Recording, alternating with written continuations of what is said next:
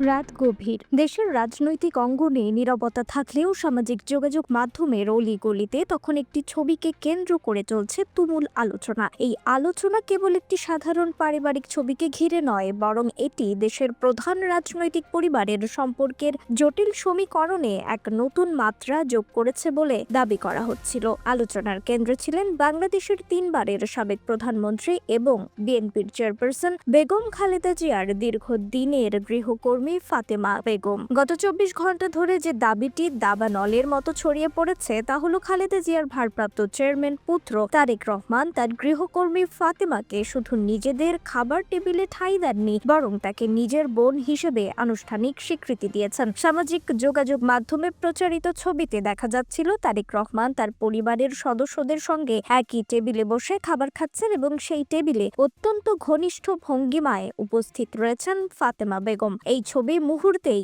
এমন একটি ধারণা তৈরি করল যে দেশের অন্যতম প্রভাবশালী রাজনৈতিক পরিবারটি তাদের পারিবারিক ঐতিহ্য ভেঙে শ্রেণীগত বিভেদ ঘুচিয়ে দিয়েছে। স্বাভাবিকভাবেই এমন একটি সংবেদনশীল এবং অপ্রত্যাশিত দাবির সত্যতা নিয়ে প্রশ্ন উঠতে শুরু করে, অথচ মূলধারার কোনো বিশ্বস্ত সংবাদ মাধ্যমে এ বিষয়ে একটি শব্দও প্রকাশিত হয়নি, বরং কিছু নাম সর্বস্ব অনলাইন পোর্টাল এবং ফেসবুক পেজ তারেক রহমানের উদ্ধৃতি দিয়ে ফাতেমাকে বোন ঘোষণার খবর প্রচার করতে থাকে। কিন্তু রহস্য আরো ঘনীভূত হলো যখন দেখা গেল বিএনপির ভারপ্রাপ্ত চেয়ারম্যানের ব্যক্তিগত ভেরিফাইড ফেসবুক পেজ কিংবা দলীয় কোনো অফিসিয়াল প্ল্যাটফর্মে এই ধরনের ঐতিহাসিক পারিবারিক স্বীকৃতির সামান্যতম অস্তিত্বও নেই। এই নীরবতা এবং অবিশ্বস্ত প্রচারণার মাঝেই সত্য উদ্ঘাটনের জন্য মাঠে নামে ফ্যাক্ট চেকিং প্রতিষ্ঠানগুলো। রিউমার স্ক্যানার এবং বাংলা স্টিমের মতো প্রতিষ্ঠানগুলো যখন তাদের নিজস্ব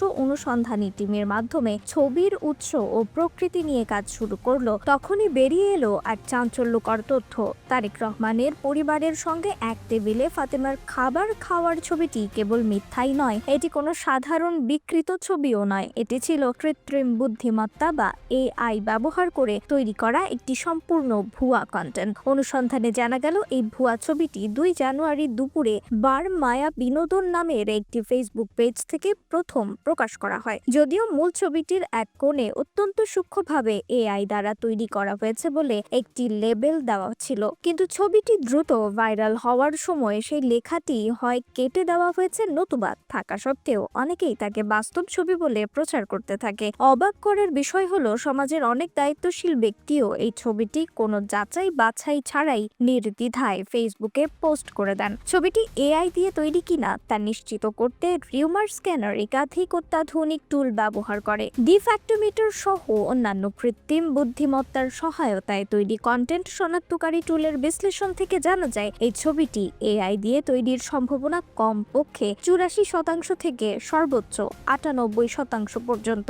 বাংলা স্টিমের বিশ্লেষণও একই দিকে ইঙ্গিত করে। রিভার্স ইমেজ সার্চের মাধ্যমে তারা নিশ্চিত করে যে 2 জানুয়ারি বারমায়া বিনোদন পেজ থেকেই প্রথম ছড়ায় এবং পরে এটি ইউটিউবেও একই দাবিতে ভিডিও আকারে প্রকাশিত হয়। বাংলা স্টিমের অনুসন্ধানে ছবিতে একাধিক দৃশ্যমান অসঙ্গতি লক্ষ্য করা গেছে, যেমন খাবারের সেটআপটি কিছুটা ভারতীয় থালি স্টাইলের, উপস্থিত ব্যক্তিদের পোশাক একে অপরের সঙ্গে সামঞ্জস্যপূর্ণ নয় এবং সবচেয়ে গুরুত্বপূর্ণ হলো ফাতেমা বেগম হিসেবে প্রচারিত নারীর চেহারা তার বাস্তবে পরিচিত ছবির সঙ্গে কোনোভাবেই মেলে না। তাদের টুল ব্যবহার করে দেখা যায় ছবিটি কৃত্রিম বুদ্ধিমত্তা দিয়ে তৈরি হওয়ার সম্ভাবনা প্রায় 72%। পরবর্তীকালে বারমায়া বিনোদন অ্যাকাউন্টের পরিচালনাকারী নিজেই স্বীকার করেছেন যে তাদের পোস্ট করা সমস্ত ছবি ও ভিডিও এআই দিয়ে তৈরি এবং তা বাস্তব নয়। সবচেয়ে বড় কথা, ফাতেমা বেগমকে তারেক রহমানের বোন হিসেবে স্বীকৃতি দেওয়ার দাবির পক্ষে